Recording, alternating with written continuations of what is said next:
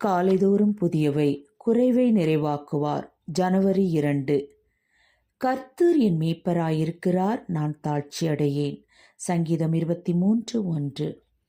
நான் தாழ்ச்சியடையேன் என்பது சமகால மொழிபெயர்ப்பில் எனக்கு ஒரு குறையும் ஏற்படாது என்று வருகிறது. இஸ்ரவேலருக்கு வனாந்திரத்தில் 40 வருடங்கள் உணவு கொடுத்தார். கிட்டத்தட்ட 39 ஆண்டுகள் வாரத்தின் முதல் 6 நாட்களும் வானத்திலிருந்து மன்னா பொழிந்தது. ஒருமுறை இறைச்சி வேண்டும் என்று இஸ்ரவேலர் கேட்டார்கள். அதற்கு ஆண்டவர், 1 மாதம் வரைக்கும் புசிப்பீர்கள், அது உங்கள் மூக்காலை புறப்பட்டு உங்களுக்கு தெவிட்டி போகும் மட்டும் புசிப்பீர்கள் என்றார். அதற்கு மோசே, என்னோடு இருக்கிற காலாட்கள் 6 லட்சம் பேர் 1 மாதம் முழுவதும் புசிக்கும்படி அவர்களுக்கு இறைச்சி கொடுப்பேன் என்று சொன்னீரே, ஆடு மாடுகளை அவர்களுக்காக அடித்தாலும் அவர்களுக்கு போதுமா? சமுத்திரத்து மச்சங்களை எல்லாம் அவர்களுக்காக சேர்த்தாலும் அவர்களுக்கு போதுமா என்றான். அதற்கு கர்த்தர் மோசேயை நோக்கி, கர்த்தருடைய கை குறுகி இருக்கிறதோ, என் வார்த்தையின்படி நடக்குமோ நடவாதோ என்று நீ இப்பொழுது காண்பாய் என்றார்.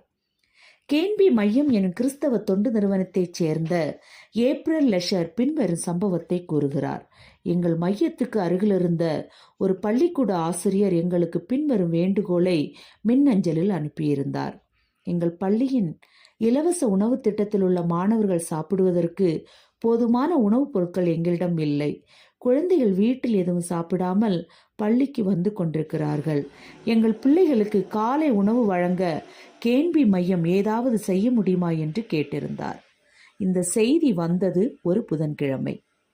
கேன்பி மையத்தின் இயக்குநராக இருந்த என்னுடைய கணவர் இந்த மின்னஞ்சலை என்னிடத்தில் காண்பித்தார். நமக்கு வந்த 193 பெட்டி தானியங்களை என்ன செய்வது என்று கவலைப்பட்டு கொண்டிருந்தாயே, அவற்றை யாருக்கு அனுப்ப வேண்டும் என்பது இப்பொழுது தெரிந்துவிட்டது என்று சொன்னார்.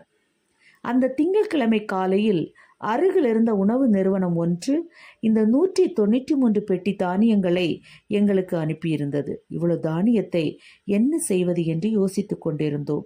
2 நாட்கள் கழித்து இப்படி ஒரு வேண்டுகோள் வரப்போகிறது என்பது தேவனுக்கு தெரியும்.